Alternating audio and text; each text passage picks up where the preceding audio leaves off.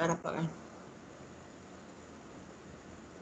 ¿Qué tal? Muy buen día tengan todos ustedes. Estamos transmitiendo en vivo desde la señal del 1180 de amplitud modulada en Facebook Comunicación Radio Webs y también el mixlr.com/Radio Webs. Muchísimas gracias. Fíjense, hoy es jueves 8 de octubre, finalizando la semana casi, pero estamos bien contentos. Estoy muy contenta y contento aquí mi operador técnico Juan Quintana, que pues fíjense que en esta ocasión contamos la presencia virtual de la maestra Gladys Navarro y ¿qué creen? Tenemos un buen de información para todas y todos ustedes, así que quédense en estos lapsos, no sé, entre media hora, 40 minutos, por favor quédense con nosotros para conocer un poquito más de esta agenda mediática que nos trae la maestra Gladys. Les recuerdo brevemente que ella es corresponsal del Universal, así como también escribe en diferentes medios de comunicación y sobre todo da clases en nuestra casa de estudios en la licenciatura en comunicación. Bienvenida maestra, buen día. Hola, ¿qué tal, Yasmin? Muy buenos días. Un saludo por ahí a la producción y desde luego a toda la audiencia y quienes nos hacen favor de escucharnos en las distintas comunidades y bueno, hasta donde llega la señal de Radio WAPS. Un gusto estar de nueva cuenta con ustedes como cada jueves, platicando sobre noticias, conversando, armando conversación, proponiendo rutas de reflexión en medio de este cúmulo de información que tenemos durante la semana. Y para esta charla de este jueves, me parece que un tema relevante sin duda podría ser la evaluación del ciclo escolar online, ¿no? Cumplimos un mes y pasados días de estar, digamos, en clases virtuales.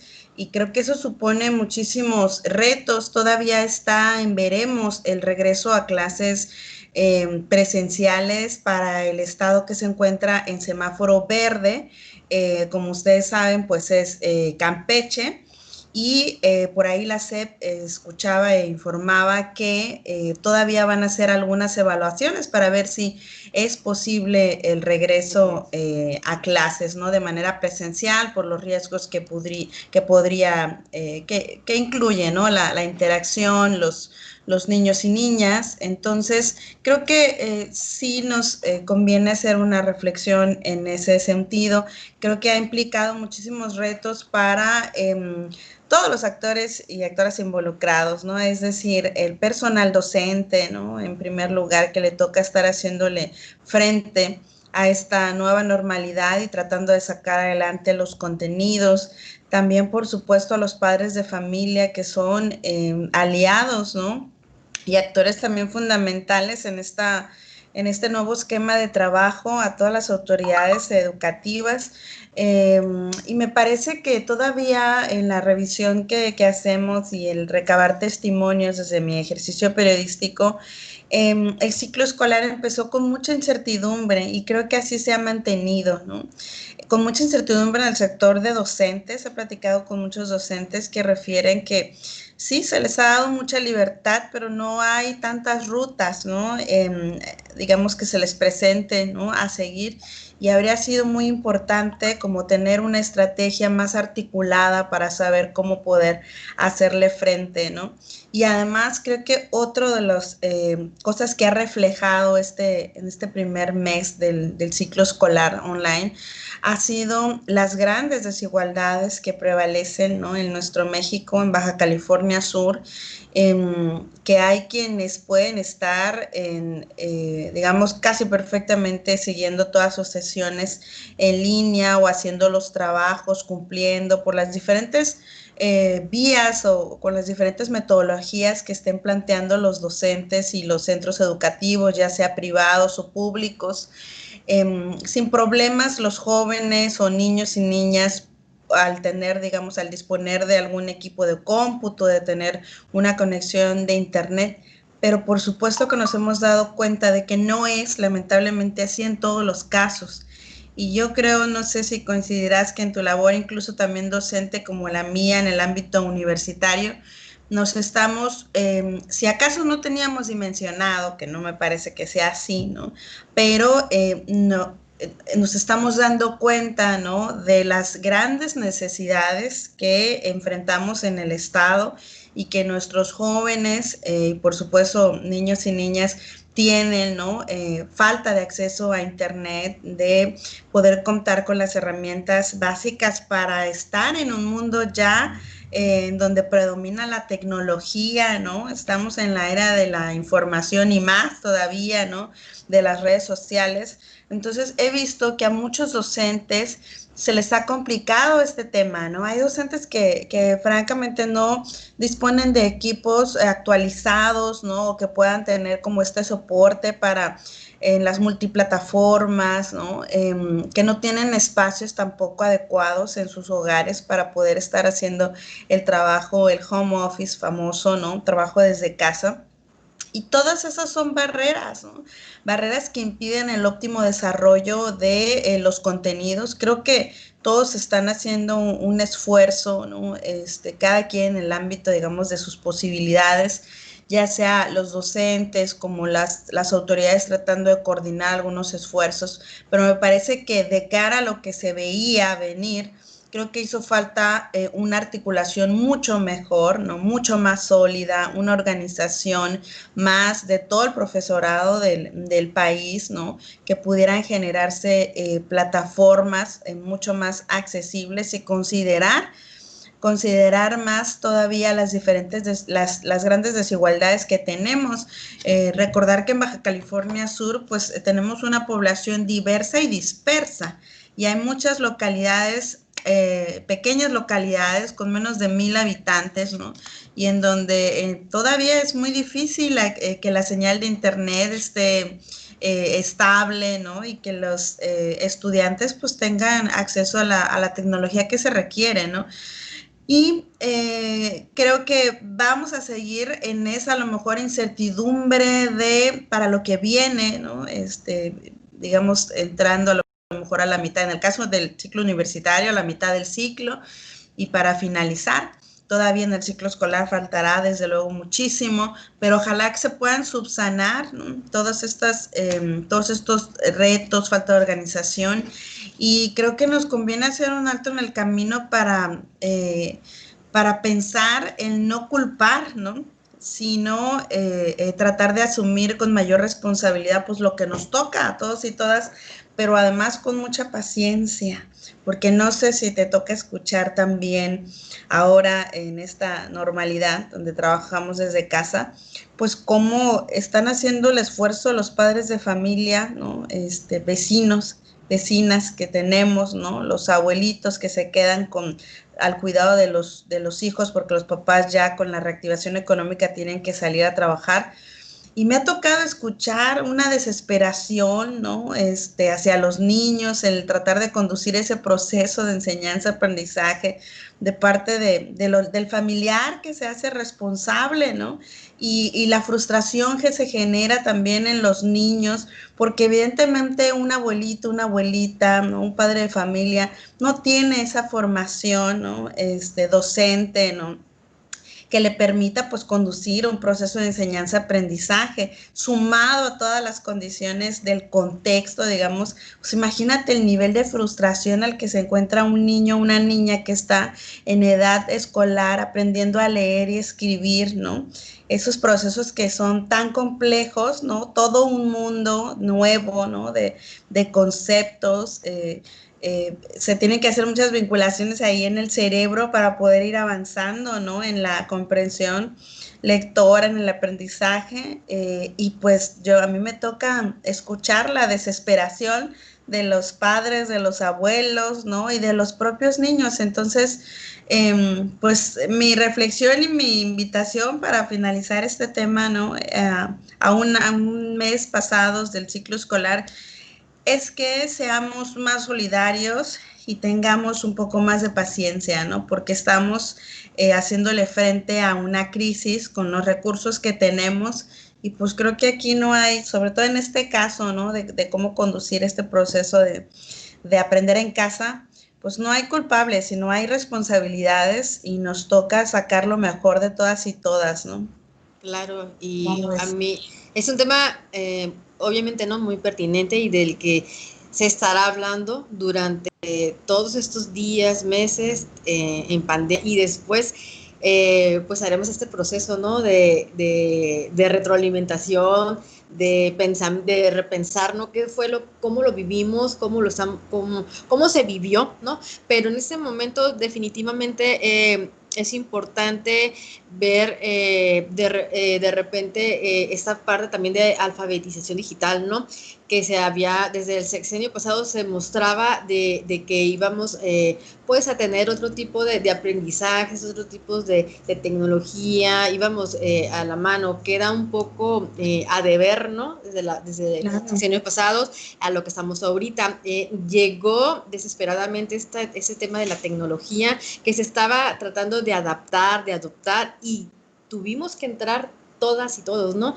Estudiantes, maestros, y pues ese es un poquito del resultado que se está viviendo por no también tener este tipo de aprendizajes, ¿no? Ese tipo de conocimientos. Así que, pues también, como dices tú, es un llamado también para tener paciencia entre los mismos, nosotros como docentes, entre los estudiantes, que obviamente el estudiante va muchas veces más avanzado en cuestión de términos tecnológicos, ¿no? Definitivamente los niños, qué bárbaro, ese aprendizaje reconfigurativo, ¿no? Ellos nos están enseñando a nosotros cómo utilizar las plataformas, ellos nos van diciendo de repente cómo va a ser este proceso, ¿no? Entonces sí es importante la situación en la que vivimos, ¿no? Definitivamente a veces creemos que vamos a poder lograr, pero uno no puede saber si va a estar un tema, ¿no? El internet, de repente tú tienes tu clase preparada y no puedes entrar a las plataformas, ¿no? Este acceso a internet es definitivamente muy lentos, todos estamos consumiendo miles de datos, todos estamos en nuestras casas tratando, yo creo que no sé si en una cuadra hay tantas familias, esas tantas familias tal vez en ese momento están conectadas, ¿no? Entonces sí deja mucho de repente que pensar el tema de la conectividad, ¿no? También que... Vemos el retraso en el que nos encontramos como país, ¿no? ¿Cómo es posible que no tengamos pues una mayor facilidad, ¿no? Para poder conectarnos, o que estemos, pareciera que entrando tarde, ¿no? También, a pesar que desde hace mucho tiempo en las escuelas y en los diferentes niveles, por ejemplo, sobre todo en el nivel superior, ¿no? Se habla mucho de la educación a distancia, de los programas, digamos, online, ¿no? De las ofertas. Bueno, creo que hoy ya es una realidad y creo que muchos centros educativos están enfocando, reconfigurándose, digamos, haciendo todos sus programas en línea. ¿Desde cuándo, no? ¿Desde cuándo pudimos haber estado trabajando y adaptando todos nuestros contenidos? Pero bueno, hace falta recursos, hace falta inversión, ¿no? Hace falta, desde luego, presupuesto para poder invertir en todos estos cambios y que México pudiera haber avanzado, ¿no? De tal manera que no nos llegara tan de bote pronto, ¿no? Y que a la fuerza colocarnos un chaleco en el cual no estamos acostumbrados, ¿no?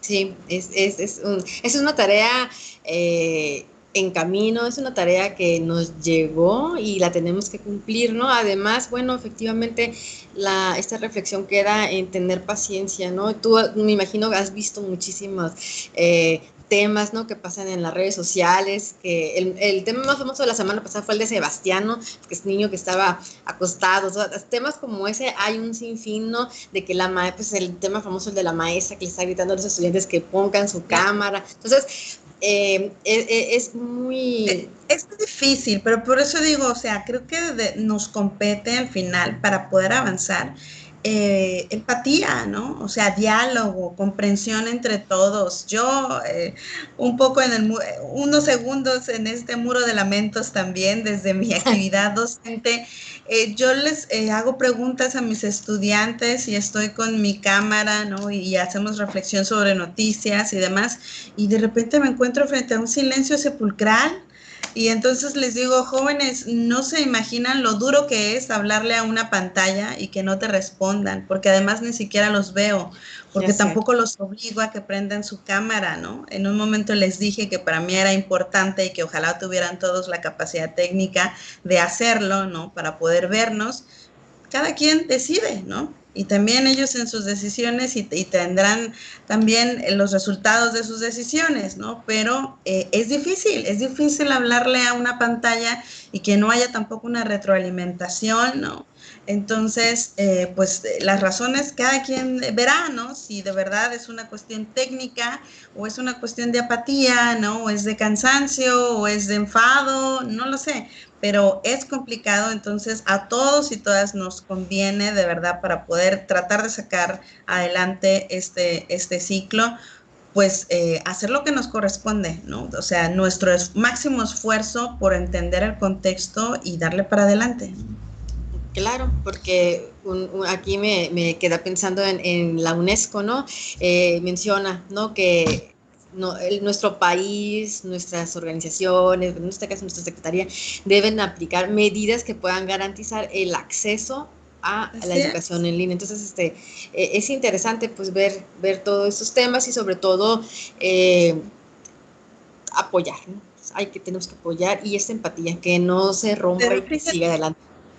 ¿Desde cuándo? Yo nada más ubico una fecha. ¿Desde cuándo tenemos acceso a Internet o la posibilidad, digamos, de tener? Yo ubico, por ejemplo, en el Universal, el diario, el primer diario de México, que tuvo esta reconversión, ¿no? Fue aproximadamente en el año 2001, una cosa así, 2002, me parece. ¿Cuántos años han pasado? ¿Cuántos años han pasado para que tengamos, digamos, ampliemos nuestras capacidades técnicas o tecnológicas como Estado, ¿no?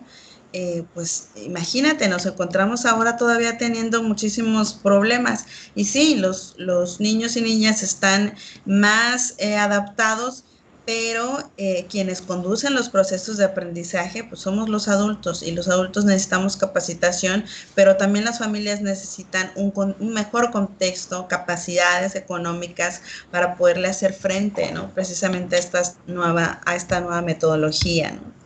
Claro. Pues ahí está ese tema para la reflexión, sobre todo para que no nos peleemos y no nos frustremos, y quienes están apoyando, sobre todo a los niños en edad escolar, yo pienso mucho en ellos, que tengan paciencia, ¿no? Sé que están haciendo mucho el esfuerzo, pero no se imaginan la frustración que pueden estar generando con tantos refuerzos negativos hacia los niños y las niñas que apenas están aprendiendo, ¿no? Entonces hay un llamado respetuoso a los padres de familia a que prevalezca, ¿no?, la reflexión y la paciencia en esto, y bueno, que también los docentes, ¿no?, sigamos haciendo pues nuestro máximo esfuerzo.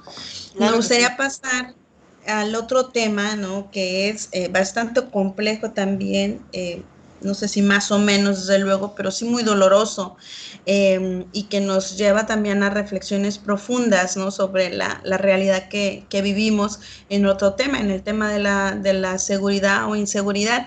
El día de ayer nos presentaron en la mañanera el informe de la Comisión Nacional de Atención a Víctimas, de la Comisión Nacional de Atención de Búsqueda de Personas Desaparecidas. Comisión de Búsqueda de Personas Desaparecidas. Recuerden que este es un tema, es un problema muy profundo en México, y las cifras que nos presentan, pues me parece que son un botón de muestra para dimensionar la gravedad.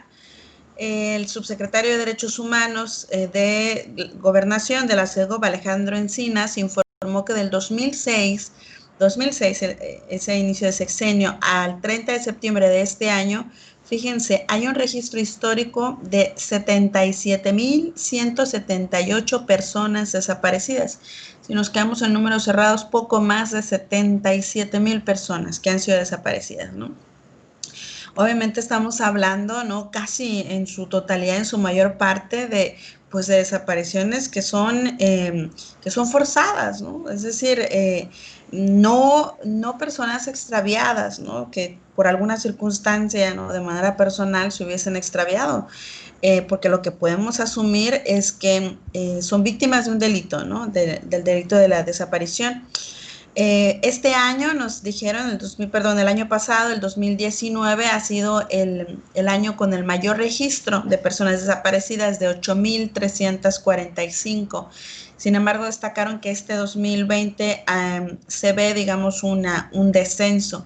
Las entidades con el mayor número de fosas clandestinas, porque es un tema que obviamente al estar investigando las desapariciones, sí hay una prioridad, nos decía el subsecretario de Derechos Humanos, Alejandro Encinas, de la búsqueda, digamos, pensando en vida, ¿no? es decir, en encontrar con vida a estas personas, pero también pues se realizan búsquedas, ¿no? Pensando en que lamentablemente hubieran fallecido y se han localizado, ¿no? Alrededor de 4.900 fosas clandestinas en este periodo, ¿no? Es decir, estos pues fosas de las cuales se han exhumado 6.900 cuerpos, casi 7.000 cuerpos. Entonces, nos estamos enfrentando a un problema de grandes dimensiones en México. Baja California Sur no es la excepción, ¿no? Tenemos también ya más de cientos de personas desaparecidas. Baja California Sur entró, digamos, tarde que bueno, ¿no? Pero lamentablemente también después de este periodo de crisis, ¿no? De violencia, 2017, que se agudizó sobre todo, empezamos en el ámbito periodístico, a tomar registro, ¿no? De las denuncias de personas desaparecidas, ¿no? De hombres y mujeres desaparecidos en este periodo, ¿no? de lucha, digamos, entre grupos delincuenciales. Y algo que nos llamó mucho la atención y que me llamó mucho la atención como periodista fue también la integración de grupos de búsqueda, brigadas de búsqueda, de madres de familia sobre todo, ¿no? O sea, las mujeres valientes que se atrevieron a empezar a recorrer arroyos en Baja California Sur, en La Paz primero y después en Los Cabos, en búsqueda de algún rastro de sus familiares, tratar de indagar cuáles habían sido sus últimos momentos, ¿no? Indicios, hacer trabajo de investigación que no les corresponde porque le corresponde a la autoridad.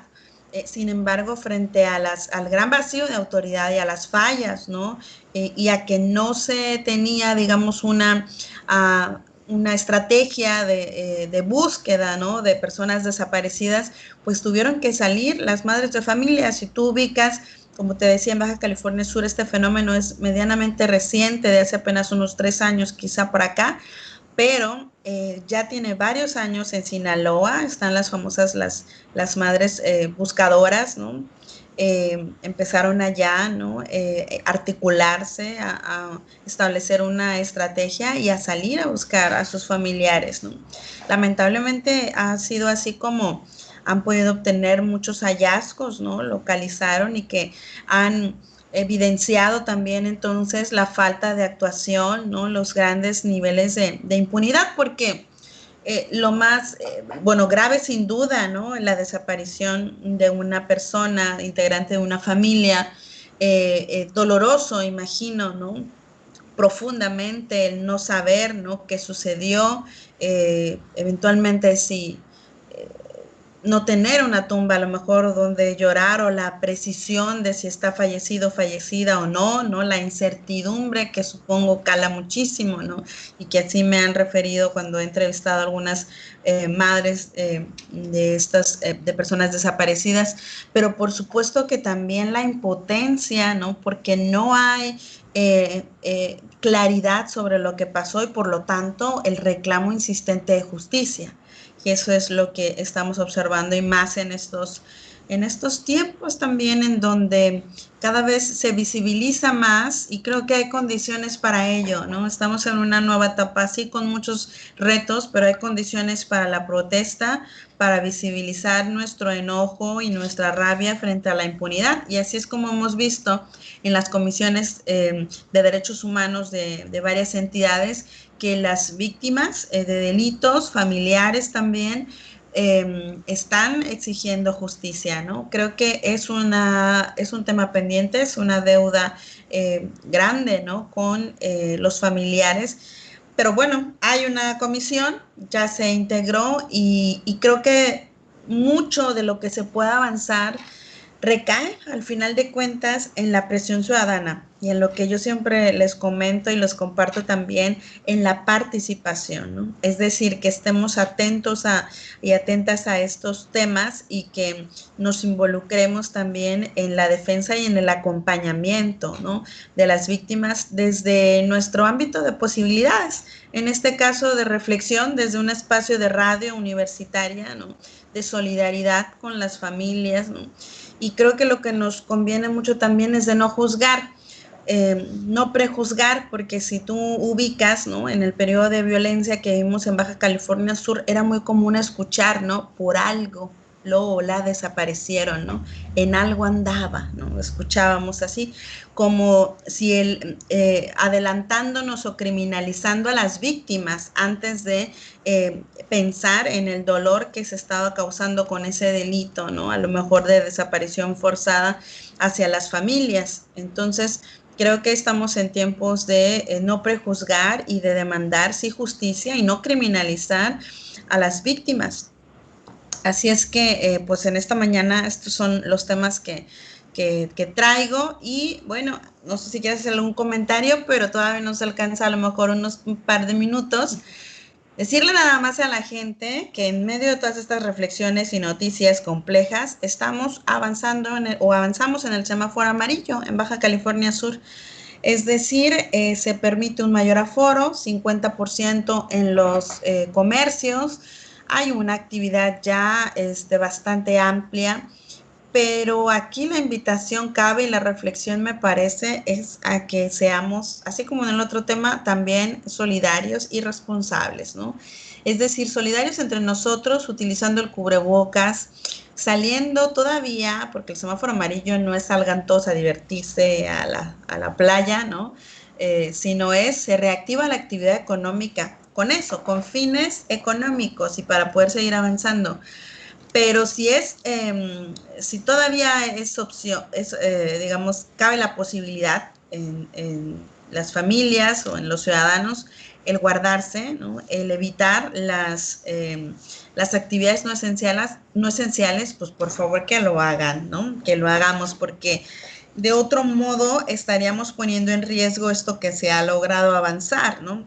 Pero también cabe, creo, la reflexión de sí, es cierto, hemos, digamos, podido avanzar porque no hay una saturación de hospitales. Digamos, lo que nos informan las autoridades es que las cifras hay una reducción, ¿no? En este tema. Sin embargo, el personal sigue siendo el mismo, ¿sí?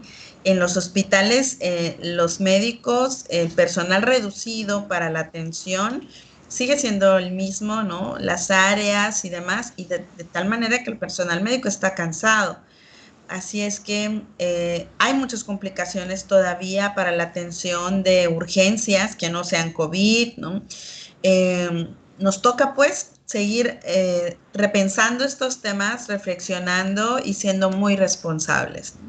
Claro, pues obviamente, ¿no? Seamos responsables. El tema de las desapariciones, pues obviamente sí es un poco muy difícil de tener una opinión. Lo que tenemos que hacer pues es unirnos a estas familias, ¿no? A estas familias y brindar nuestro apoyo, nuestra solidaridad desde un espacio universitario, como lo comentas, ¿no? Saber pues que estamos ahí, que le damos seguimiento y la creación de los colectivos a mí me parece a falta de una grandiosa idea en el sentido de estar bien. Tú bien, me imagino, ves lo que pasa. Yo creo que cada estado tiene sus colectivos de mujeres buscando a sus seres queridos, ¿no? Entonces sí ahí es ver cómo yo creo que te queda en ese momento la única empatía, ¿no? Es ponerle tu puntito, compartiendo. Entonces ahí esa parte, ¿no? Pues importante de comentarla. Y en el caso, y ahí queda un tema muy largo, ¿no? En el caso del semáforo, sí, seamos solidarios también, definitivamente. Yo creo que nadie quiere estar enfermo. Como lo platicábamos, ¿no? Hace unos días también, ya se junta la temporada de otoño, pues obviamente yo sé que todo el mundo se burla, ¿no? De que es nuestro otoño de 30 y tantos grados, ¿no? Pero va a llegar en esos momentos, mira, independientemente ya tenemos influenza y viene la influenza. Y ya hay personas también con influenza, ya está la vacuna, váyanse a vacunar, si pueden, vayan a vacunar, vayamos a vacunar. Todos los grupos de riesgo, así es, sobre todos los grupos de riesgo, ¿no? Para que no se nos, digamos, se agudiza el problema, porque de que se están uniendo, juntando, digamos, los dos temas, se están interactuando, pues eso va a ser así, eso está haciendo, ¿no? Claro. Pero imagínense ustedes la saturación, a lo mejor, sí, de los servicios médicos y demás, así es que verdaderamente sí nos toca ser muy responsables, cuidarnos de estos cambios de temperatura. El uso de cubrebocas es fundamental y además usarlo bien. Y aquí, aprovechando lo último, ¿no? Estamos en proceso electoral y a pesar de que estemos en proceso electoral, todavía no inician las campañas, ¿no? Hay sus tiempos. Y lo que vemos también es una irresponsabilidad, es una falta de solidaridad. Vemos muchos actores, personajes, hombres y mujeres, que están aprovechando estos tiempos para hacer proselitismo, ¿no? Y válida toda su, digamos, su interés y su intención de seguir creciendo en su trayectoria política. Habrá quienes les guste o no les guste, pero caramba, que sean más responsables también al hacer estas reuniones que vemos, no sé si viste fotografías multitudinarias en algunos casos, ¿no? En donde además sin cubrebocas, a nivel nacional estuvo por aquí el dirigente, ¿no? Antonio Atolini, reuniéndose con algunos jóvenes, ¿no? Este dirigente morenista, también sin cubrebocas, después anunció que tenía COVID, se enfermó y pidiéndoles a todos, pero que había tomado las medidas, y no es cierto, tenemos fotografías, o sea, donde se le vio que estaba sin cubrebocas en una conferencia de prensa, o con el cubrebocas en la papada, ¿no? Entonces, todo eso, pues, o sea, pensemos en los demás, pensemos en quienes tienen comorbilidades, en las personas vulnerables, ¿no? Así es que, pues, nos toca seguir reflexionando y siendo responsables. Cubrirse la nariz, muchas personas utilizan el cubrebocas de solamente la boca, ¿no? No pueden respirar nada. Créanme que es incómodo usar cubrebocas, pero en ese momento seamos solidarios, ¿no? Un apoyo entre toda la sociedad, ¿no? Cúbranse la nariz, la boca, pues obviamente, ¿no? Pero tratemos de tratar de no enfermarnos, ¿no? Que es la tarea de todos, ¿no? Miren, desde que ya empiece esta nueva temporada, cualquier, ¿cómo se le llama? Pues un dolor en la garganta mínimo, estás tocándote la frente, ¿no? Tengo fiebre, no lo sé, créanme, es bochornoso, ¿no? Para uno estar pensando, tendré esto, tendré lo otro, y luego no sabemos bien la diferencia entre una enfermedad y la otra, entonces, como no sabemos, tratemos de razonarnos. O sea, la mente es muy poderosa y después nos estamos confundiendo o haciendo enfermedades y ya creemos que anda el bicho en nosotros y todo, entonces... O sea, verdaderamente también hay que tener serenidad, pero la tranquilidad también y la seguridad nos la va a dar el hecho de que seamos responsables y nos digamos a nosotros mismos, estoy tomando las medidas adecuadas, tranquila, es un estornudo normal que podemos tener, algún alérgeno, ¿no? Por allí, que hay muchos aquí y nada más, pero si no tomamos las medidas, pues por supuesto que vamos a estar supremamente estresados y el estrés también enferma, ¿no? Recuerden eso, esto último también. ¿No? Bueno, muchísimas gracias, maestra. No sé, bueno, ya con esos 3 temas para este día de jueves 8 de octubre. Y créanme que la lista sigue de temas, pero acotar es también importante, ¿no? Resaltar los puntos un poco importantes. Obviamente hay muchos temas importantes. En este día, pues se trataron de abordar algunos temas que no se hablan comúnmente, ¿no? Así que muchas gracias. Y bueno, agradecemos, les digo, yo repito, ¿no? La presencia virtual de la maestra Gladys Navarro platicándonos una vez más cada jueves su agenda mediática. Hasta luego, maestra. Antes de irnos, ahorita que dijiste 8 de octubre, estamos celebrando, ¿no? Que no se nos olvide nuestra conversión de territorio a estado, ¿no? Sí, es cierto. Recuerda, 8 de octubre la promulgación, se conmemora otro aniversario más, somos el estado que junto con Quintana Roo, ¿no? Entró después al Pacto Federal, o sea, somos en teoría un estado bastante joven y por eso pues nos toca, ¿no? Estar reflexionando y viendo los temas en donde tenemos que seguir avanzando. Muy buenos días, Yasmín, para todos. Gracias, y bueno, ya dijo la maestra la efemérides que al final íbamos a platicar, solamente íbamos a platicar un poco de las noticias nacionales e internacionales, y bueno, aquí la tarea es muy, muy grande, ¿no? Entonces sigamos apoyándonos, de verdad, créanme, todavía no acaba la pandemia, así que por favor, no salga a su casa si no es necesario, habrá tiempo para después. Gracias, maestra, hasta luego. Hasta luego. Ya le digo porque le cortamos a la maestra porque tiene clases, ¿no? También hay que pues tratar de buscar otros detalles. Y efectivamente, ¿no? 8 de octubre para Baja California Sur es sumamente importante, ¿no? Una fecha memorable.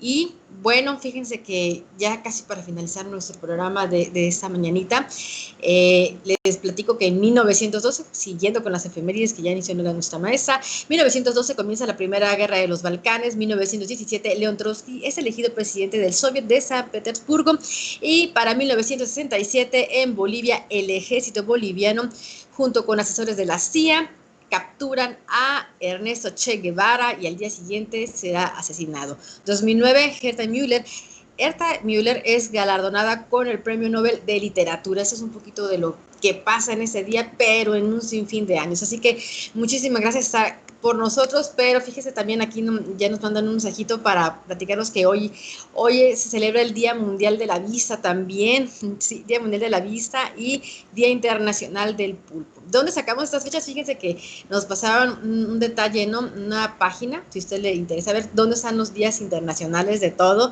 Día Internacional de .com. Si usted quiere saber, pues ahí más o menos conocerá qué se celebra en qué cada día o qué se conmemora, ¿no? Y bueno, esta mañana 8 de octubre mandamos saludos a quienes nos escuchen a través de la señal del 1180, a quienes nos están viendo y bueno, sobre todo síguenos también en mixlr.com/Radio Webs, que aquí estamos con ustedes, y gracias al compañero Juan Quintana que está con nosotros en los controles técnicos. Hasta la próxima. Saluda a Yasmín Rodríguez en la voz, en presencia virtual. Hasta el próximo martes. Gracias.